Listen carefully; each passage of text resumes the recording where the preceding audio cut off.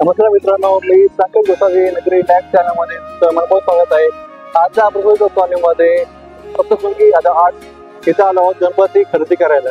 आणि खरेदी करण्याचं मागचं उद्देश काय, आपण गणपती घेणं आणि स्थापन करणं.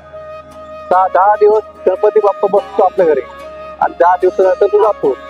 आता इकडे गणपती स्टॉल लागलेला आहे. खूप सुंदर असे गणपतीचे मूर्ती आहे. बघूया कसं असतं मूर्ती.